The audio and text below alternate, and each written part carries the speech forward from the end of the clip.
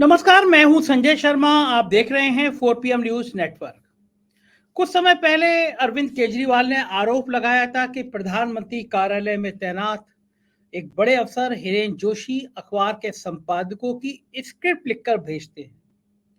मतलब कि संपादक को अपने चैनल, अपने अखबार में कौन सी हेडलाइंस लगानी है, ये प्रधानमंत्री कार्यालय तय करता है। ऐसा उन्होंने आरोप लगाया था। और अब चर्चा चल रही है कि चैनलों को आदेश दिया गया है कि नीतीश कुमार के बारे में ऐसी ऐसी बातें करो कि लोग कंफ्यूज हो जाएं। नीतीश की जो साफ सुथरी इमेज बनी है, जो विकास की इमेज बनी है, जो एक अच्छी छवि बनी है, उसको डैमेज करने का एक अभियान शुरू करना है। और गोदी मीडिया के चैनल जो हुक्म मेरे आका इस तर्ज पर तुल गए नीतीश कुमार की बदनामी कराने में, नीतीश कुमार को परेशान करने में और नीतीश कुमार के बारे में तरह तरह की कहानियां गढ़ने में। लेकिन सच्चाई क्या है? क्या यह सच है? इस विषय पर और इंडिया गठबंधन के भविष्य पर, न्याय यात्रा पर बात करने के लिए आज मैं देश के जाने माने पत्रकार, जिनको हम तमाम बड़े बड़े टीवी चैनलों में देखते हैं, मैं प्रोफेसर अभय दुबे जी के साथ बातचीत करूंगा और इन सारे पहलुओं पर आज हम लोग चिंतन करेंगे, आपके सामने अपनी बात रखेंगे। मैं चलता हूं अभय दुबे जी के पास। स्वागत है अभय जी आपका। और समझना चाहूंगा, चूंकि आपको बहुत ज्यादा अनुभव है, नीतीश कुमार को लेकर तरह तरह की कहानियां चल रही हैं। नीतीश कुमार एनडीए की तरफ चले जाएंगे, लल्लन सिंह को उन्होंने हटा दिया, पार्टी उनकी टूटने वाली थी, विधायकों ने मीटिंग करी, यानी कितनी कितनी कहानियां। चूंकि बिहार मोदी जी के लिए, भारतीय जनता पार्टी के लिए बहुत परेशानी भरा सबब है। बिहार में क्या हो जाएगा कह नहीं सकते। बीजेपी परेशान है। आपको लगता है कि नीतीश कुमार की जो कहानियां गोदी मीडिया सुना रहा है वो सही है, या कोई बड़ा खेल है नीतीश कुमार को बदनाम करने के पीछे? सही जगह पर रखी है, नब्ज पे उंगली रखी है, समस्या की नब्ज पर। ये बात आपकी बिल्कुल सही है कि नीतीश कुमार को इस समय एक बहुत बड़े दुष्प्रचार के अभियान का सामना करना पड़ रहा है। मेरे ख्याल से ऐसा अभियान, ऐसा साइकोलॉजिकल वार, ऐसा मनोवैज्ञानिक युद्ध किसी नेता के खिलाफ कभी नहीं छेड़ा गया। शायद राहुल गांधी का जो पप्पूकरण करने की कोशिश की भारतीय जनता पार्टी ने बहुत लंबे अरसे तक, वो भी एक तरह का साइकोलॉजिकल अभियान था। वैसा ही साइकोलॉजिकल अभियान नीतीश कुमार के खिलाफ छेड़ा गया है। इसका एक पहलू है, यह है कि नीतीश, बार बार ये कहा जा रहा है कि उनका स्वास्थ्य खराब है, और इशारा ये किया जा रहा है कि उनका दिमाग अब पहले की तरह काम नहीं कर रहा है, वो भूलने लगे हैं। इस प्रकार की अफवाहें फैलाई जा रही हैं। राष्ट्रीय स्वयंसेवक संघ का जो अफवाहों का मार्केट है वो काफी इस वक्त गर्म है। लगातार कहा जा रहा है कि नीतीश कुमार कहीं जाते हैं और जैसे किसी नेता के परिवार में किसी बुजुर्ग का देहांत हुआ, तो अपनी पार्टी की, तो उसके यहाँ गए, तो वो उसके शव पर फूल माला चढ़ाने की बजाय वो उस नेता के ऊपर ही फूल चढ़ाने लगे। इस प्रकार की पहली एक तो अफवाह उड़ाई गई। फिर नीतीश कुमार ने जो विधानसभा में वक्तव्य दिया था, या जीतन मांझी के बारे में जो वक्तव्य दिया था, उस वक्तव्य के बहाने से नीतीश कुमार को कोई इस तरह की भयंकर बीमारी हो गई है जिससे उन्हें जबान पर काबू नहीं रह गया है, और वो अनाप शनाप कहने लगे हैं, और इस तरह वो मुख्यमंत्री पद के योग्य नहीं रह गए हैं, और अब उन्हें रिटायरमेंट ले लेना चाहिए। और यहां तक ये वक्तव्य दिया गया कि नीतीश कुमार को लगातार एक खास तरह की दवा खिलाई जा रही है खुफिया तौर पर।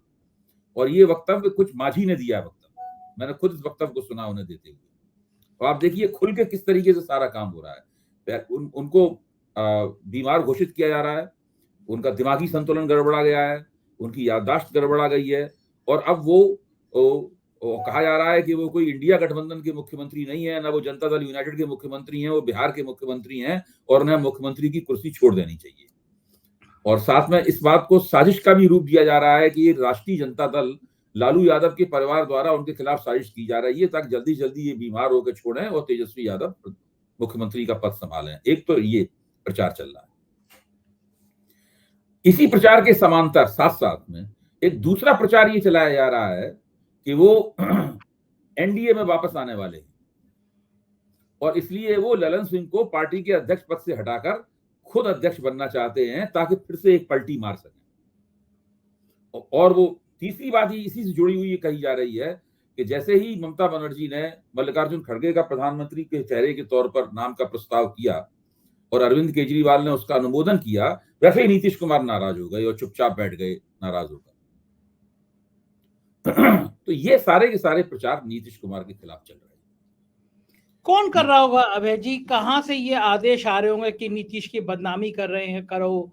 चैनलों को ये निर्देश कौन देता होगा? देखिए, अभी पवन खेड़ा ने एक प्रेस कॉन्फ्रेंस, एक आज तक पे होने वाले एक कार्यक्रम में एक गुजरात के नेता का नाम लिया था और कहा था कि रोज सवेरे उनका फोन चैनलों के पास जाता है, उससे उस दिन का एजेंडा सेट हो जाता है।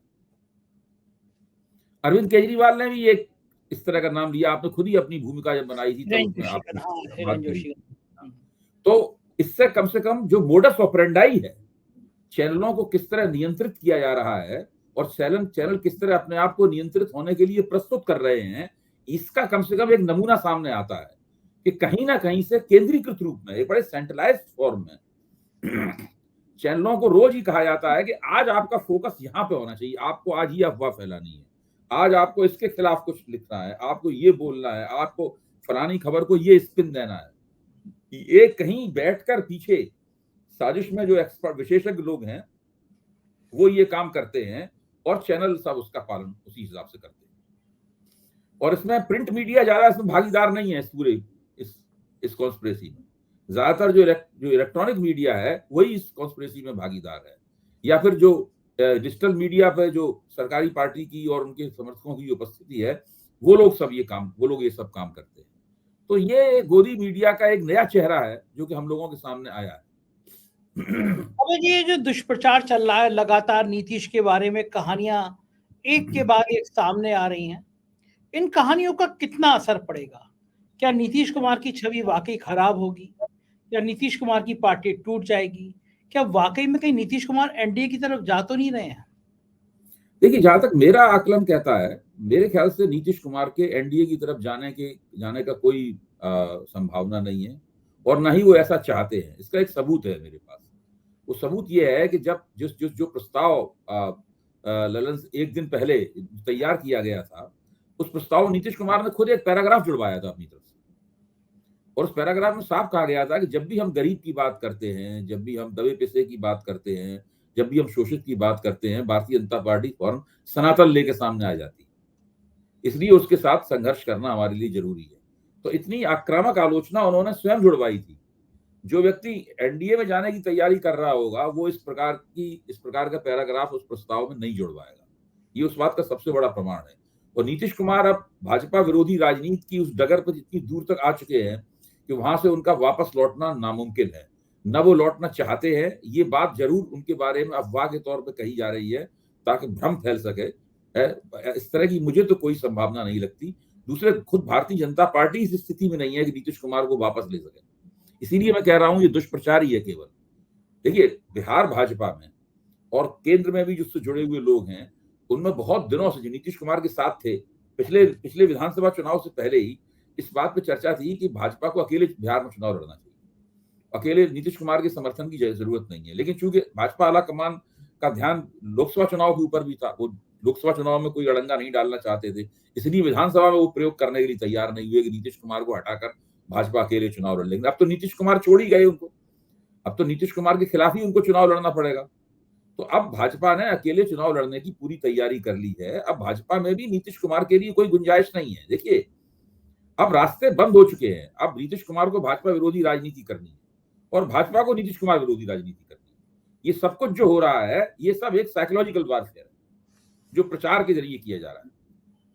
तो अभय जी, फिर लल्लन सिंह को पार्टी के अध्यक्ष से क्यों हटाया गया? जब सब कुछ ठीक चल रहा था तो अचानक लल्लन सिंह को अध्यक्ष पद से हटाने की वजह क्या हो सकती है? देखिए, सब कुछ ठीक चल रहा था, इसका मतलब ये नहीं है कि नीतीश कुमार कोई लल्लन सिंह से या पार्टी का कामकाज जिस तरीके से चल रहा है उससे कोई बहुत ज्यादा संतुष्ट थे। अच्छा, नीतीश कुमार पार्टी के सर्वे सर्वा है, पार्टी के सर्वोच्च नेता है। उनसे बड़ा नेता तो पार्टी में ना कोई था ना कोई है। उन्हीं की स्थापित की हुई पार्टी और ना आगे कभी होगा।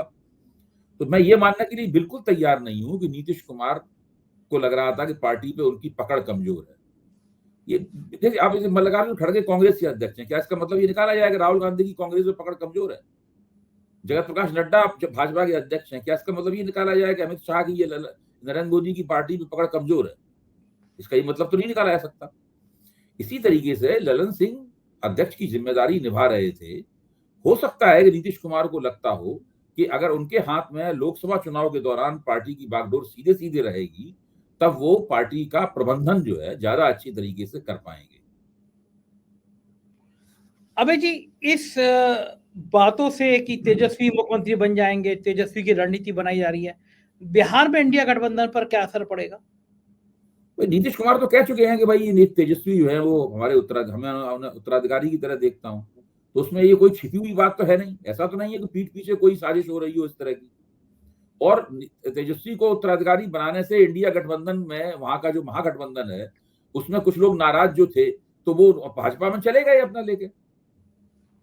भाई जो लोग नाराज थे, वो जो जीतन राम मांझी नाराज थे, या मान लीजिए उपेंद्र कुशवाहा नाराज थे, तो वो मदन सहनी नाराज थे, तो वो चले गए भाजपा में। तो जो जिन्हें जाना था वो जा चुके हैं, जिन्हें रहना था वो है मौजूद वहां पे। तो अब उससे कुछ ज्यादा होने वाला नहीं है उसके अंदर। देखिए, समझने की बात यह है कि बिहार में सबसे बड़ी पार्टी कौन सी? सबसे बड़ी पार्टी है राष्ट्रीय जनता दल। तमाम सेफर अकेले दम पे लगभग भाजपा को हराने की स्थिति में, जिसमें नीतीश कुमार भी शामिल थे उस गठजोड़ में, भाजपा को हराने की स्थिति में वो पहुंचा दिया था उसने। बहुत मामूली अंतर से ही तो चूक गए वो सरकार बनाने से। उसके बारे में तरह तरह की थियरी चलती है कि भाई वो क्यों नहीं चुनाव जीत पाए, जीता या तो चुनाव उनके हाथ से कैसे निकल गया। तो मैं ये मानता हूं कि और सारे सेफोलॉजिस्ट भी ये मानते हैं कि जहां जहां भाजपा की सीधी टक्कर राष्ट्रीय जनता दल से होगी, वहां राष्ट्रीय जनता दल ही भाजपा पे हावी रहेगा। इस प्रकार बिहार विधानसभा में राष्ट्रीय जनता दल सबसे बड़ी पार्टी है। वो भाजपा से भी बड़ी पार्टी है, नीतीश कुमार से भी बड़ी पार्टी है, तो सबसे बड़ी पार्टी है वो राष्ट्रीय जनता दल। तो अभय जी, क्या लग रहा है आपको, अगर इंडिया गठबंधन वहां मजबूत रहता है, तेजस्वी लालू एक जगह रहते हैं, तो ये गठबंधन बीजेपी को कितनी बड़ा नुकसान पहुंचा सकता है? नहीं, बिहार में तो बीजेपी कस के पिटेगी, मेरा मानना। जो सी वोटर के सर्वे में दिखाया गया है कि उसमें दिखाया गया है कि भाजपा अपनी सीटें जितनी जीती थी वो दोबारा जीत लेगी। मैं इस बात को नहीं मानता हूं। मेरा मानना है कि या तो फिर भाजपा ज्यादा जीतेगी, या फिर भाजपा ने जो पिछली बार जीता था उसमें भाजपा कम से कम 10 सीटें हारेगी, और 10 सीटों का टोटा भाजपा को वहां से झेलना पड़ेगा। लगभग ऐसा ही महाराष्ट्र में भी होगा। या तो भाजपा ज्यादा जीतेगी, या फिर जो जीती थी उससे बहुत कम जीतेगी। ये नहीं हो सकता कि भाजपा अपना हिस्सा जीते आए और एनडीए के तो पहले वाले गठजोड़ वाले रहे नहीं है उनके साथ में। उधर शिवसेना टूट गई है, इधर नीतीश कुमार अलग हो गए हैं, तो भाजपा को दोनों जगह बड़ा नुकसान उठाना पड़ सकता है। ज्यादा संभावना क्या है कि ज्यादा जीतेगी या फिर कम जीतेगी? मुझे लगता है कम ही जीतेगी, क्योंकि जो सामाजिक समीकरण है वो महागठबंधन का बहुत शक्तिशाली है। एक बार अमित शाह भी, आपको याद होगा, कह चुके हैं कि वहां 3 शक्तियां हैं, 2 शक्ति जिधर मिल जाती हैं वो चुनाव जीत जाता है। ऐसी बात अमित शाह ने भी पहले कही है, तो शायद वो आपको भाजपा के जो समर्थक हैं उनसे हमदर्दी रखने वाले भी मानते हैं कि बिहार में भारतीय जनता पार्टी मुश्किलों का सामना कर रही है, महाराष्ट्र में भारतीय जनता पार्टी मुश्किलों का सामना कर रही है। तमाम कोशिशों के बावजूद भी वो अभी, जैसी उत्तर प्रदेश में भाजपा की स्थिति है, जब तक उत्तर प्रदेश में कोई गठजोड़ नहीं होता, गठजोड़ होते ही यहाँ भी स्थिति बदलनी शुरू होगी। अभी चूंकि गठजोड़ नहीं है, सब लोग अलग अलग हैं, तो ये अभी आप केवल कह सकते हैं कि संभावना है गठजोड़, लेकिन अभी गठजोड़ तो हुआ नहीं है ना। लेकिन बिहार में तो एनडीए बनने से पहले गठजोड़ मौजूद है, महाराष्ट्र में एनडीए बनने से पहले गठजोड़ मौजूद है। एक तरह से देखा जाए तो महाराष्ट्र का और बिहार का गठजोड़ एनडीए के लिए प्रेरणा का स्रोत है, इंडिया के लिए प्रेरणा का स्रोत है। अभय जी, बात करते हैं कांग्रेस की। न्याय यात्रा की तैयारी पूरी चल रही है। क्या लग रहा है, इस न्याय यात्रा से कांग्रेस को कितना फायदा होने की उम्मीद लग रही है आपको? देखिए, न्याय यात्रा एक बहुत बड़ा जनसंपर्क कार्यक्रम है, एक ऐसा जनसंपर्क कार्यक्रम जो चुनाव के दौरान कभी किसी ने नहीं किया आज तक। इस लिहाज से ये एक बड़ी अनूठी किस्म की चीज है। इसकी सफलता कितनी बड़ी होगी ये तो मई के महीने में हम लोगों को पता चलेगा। लेकिन अभी जो हम लोग अंदाजा लगा सकते हैं वो ये है कि जब न्याय यात्रा शुरू होगी तो हर प्रदेश में जहां जहां क्षेत्रीय शक्तियां हैं जो इंडिया गठबंधन की सदस्य हैं, उन सबसे बातचीत कर ली गई है, उनको निमंत्रण दे दिया गया है। वो सब लोग भी अपने अपने भौगोलिक क्षेत्र में, अपने अपने प्रभाव क्षेत्र में इस न्याय यात्रा में शामिल होंगे। और ये न्याय यात्रा भारत जोड़ो यात्रा की तरह केवल पदयात्रा नहीं है, क्योंकि बहुत थोड़े समय में उनको बहुत ज्यादा इलाका, इसलिए वाहनों का इस्तेमाल भी करेगी न्याय यात्रा। तो इसमें बहुत नए नए तरीके से जो स्थानीय राजनीतिक शक्तियां हैं, जो कांग्रेस से बाहर की हैं लेकिन इंडिया गठबंधन के साथ जुड़ी हुई हैं या उसकी परिधि में आती हैं, वो सब इसके साथ जुड़ेंगी। और ये पॉलिटिकल एक्शन जब सड़क के ऊपर होता है, भारत जोड़ो यात्रा में हम देख चुके हैं, तो उससे बड़ा ही प्रभावी सीन बनता है। ये एक बहुत ही विशाल रोड शो है जो 2 महीने से ज्यादा लगातार चलता रहेगा। अभी तो रोड शो 2-2, 3-3 घंटे के होते हैं, ये 2 महीने मुतवातिर होने वाला रोड शो है। तो जनवरी से चलेगा और मार्च में खत्म होगा। ऐसा रोड शो कभी भी भारतीय राजनीति के इतिहास में नहीं हुआ है। अभय जी, क्या लगता है कि इस रोड शो को जब चलेगा या ये न्याय यात्रा जो चलेगी, इसका इम्पैक्ट जो पड़ेगा वो मेन स्ट्रीम मीडिया कितना दिखाएगा इस यात्रा को? देखिए, उनको दिखाना पड़ेगा। इसमें ये कह सकते हैं आप कि जिस वक्त राम मंदिर की प्राण प्रतिष्ठा वाला कार्यक्रम चल रहा होगा, उस वक्त हो सकता है फोकस उधर ज्यादा रहे, लेकिन बाकी जगहों पे तो उसको दिखाना पड़ेगा मेन स्ट्रीम मीडिया को। मेन स्ट्रीम मीडिया शुरू में थोड़ी बहुत उपेक्षा कर सकता है, उसकी बीच बीच में उपेक्षा कर सकता है। जब रामलला वाला मामला होगा तो उस वक्त ज्यादा उपेक्षा उसकी होगी, लेकिन ये तो इतना लंबा रोड शो है कि उसको आप बहुत समय तक उसकी उपेक्षा नहीं कर सकते। अभी शायद 14 अगस्त से शुरू होने वाला है। कब से शुरू होने वाला है ये? हाँ, 14 तारीख से। हाँ, 14 तारीख से शुरू होने वाला है, 14 जनवरी से। 22 तारीख को प्राण प्रतिष्ठा है, तो 22 तारीख को प्राण प्रतिष्ठा होगी, कार्यक्रम खत्म हो जाएगा, एक आध दिन उसका खुमार रहेगा।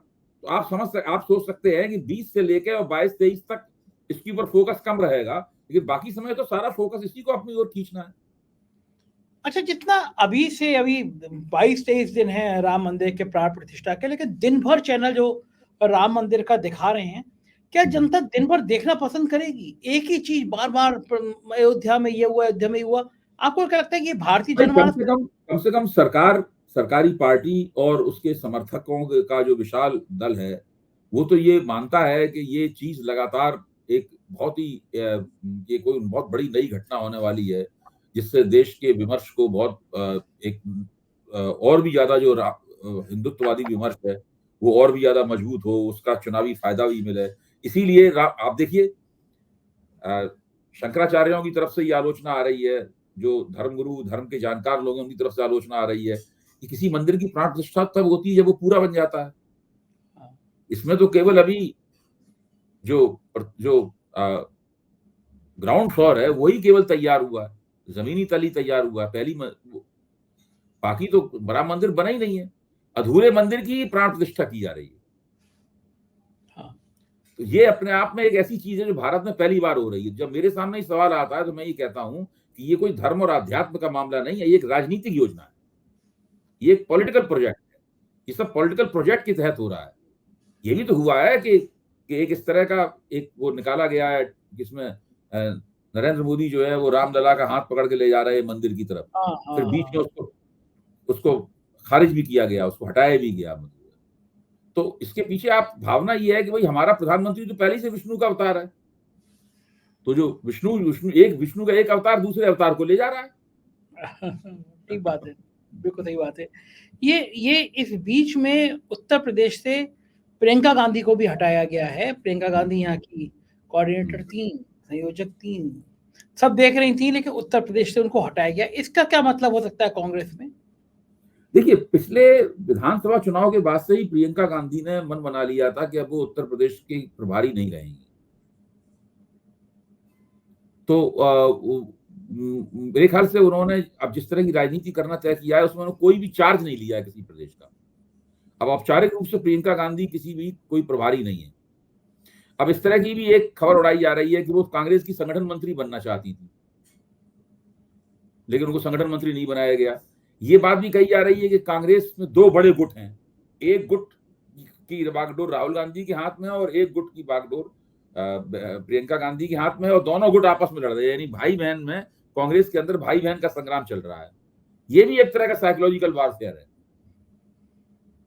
खूब चलाया गया। दरअसल साइकोलॉजिकल वारफेयर पे इसको केंद्र देखिए ना, कोई प्रमाण नहीं है इन बातों के उपलब्ध, लेकिन जम के बार बार रोज मेरे सामने ही बातें कही जाती हैं मंच पे।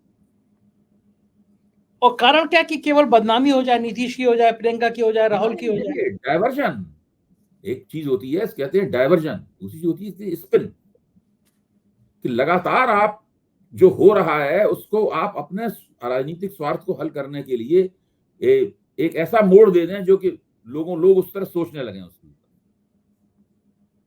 तो एक ऐसी पार्टी जहां भाई बहन के बीच संग्राम चल रहा है, कौन उसके ऊपर विश्वास करेगा, कौन उसकी पार्टी को वोट देगा? हाँ, बिल्कुल ठीक बात है। लेकिन क्या बीजेपी आपको लगता है इस रणनीति में कामयाब हो पा रही है? लोगों में ये मैसेज जा रहा है कि भाई ये लोग लड़ रहे हैं, ये लोग विश्वसनीय हैं, ये लोग भरोसेमंद नहीं है? देखिए, भारतीय जनता पार्टी का प्रचार तंत्र को तो हम लोग कम करके नहीं आंक सकते। मेरे ख्याल से न केवल उसके पास सबसे ज्यादा सर्वाधिक संसाधन है, बल्कि उसका प्रचार तंत्र बहुत जबरदस्त है। जिन जिन जिन मंचों को लोग निष्पक्ष मानते हैं, या जो लोग ऐसे खुले तौर पर भारतीय जनता पार्टी की सदस्य नहीं है, वो सारे के सारे मंच, उनकी मीडिया मंच, जो इलेक्ट्रॉनिक चैनल वगैरह है, भाजपा की ही सेवा में लगे रहते हैं। भाजपा की तरफ से ही मिलने वाले निर्देशों के जरिए उनका हालत यह है कि भाजपा का प्रवक्ता अगर किसी मंच पे है मौजूद, किसी टीवी चैनल पे मौजूद है, और उसको लगा कि उसको कम बोलने दिया गया, तो बड़ी जबरदस्त रूप से चिल्ला चिल्ला के शिकायतें करता है। बाद में कहता है आपने बाद मुझको बोलने नहीं दिया। हाँ, बाद में शिकायत करता है, संपादक को फोन करता है, चैनल हेड को फोन करता है कि आपने हमें बोलने नहीं दिया गया, हम देख लेंगे आपको, ये वो। और जरा भी उसको लगता है कि उसकी मर्जी नहीं चल रही है, तो वो लोग कह देते हैं हम इस चैनल में नहीं आएंगे। तो वो चैनल वाले की दिल की धड़कनें रुकने की हालत हो जाती है। ये दिल्ली के नोएडा वाले चैनलों का ये हाल होता है कि अगर नहीं बुलाया गया तो बीजेपी वाले नाराज हो जाते हैं। देखिए, हर चैनल में 1000 करोड़ 1,500 करोड़ रुपए लगा हुआ है। तो अब वो लोग सरकार से और सरकारी पार्टी से किसी किस्म का पंगा लेने की स्थिति में तो है नहीं। यही कारण है कि जो प्रेशर होता है वो प्रेशर मान लिया जाता है। वो तो मानना ही पड़ेगा प्रेशर भाई। जब जब जो गेम कैपिटल इंटेंसिव है, पूंजी सघन है, जहां पे इतने बड़े पैमाने पे पूंजी लगी हुई है, वो लोग कोई जोखिम लेने को तैयार नहीं होगी किसी भी तरीके से। और ये सरकार भी ऐसी है जो कंट्रोल करना चाहती है, कंट्रोल फ्रीक्स हैं बैठे हुए यहाँ।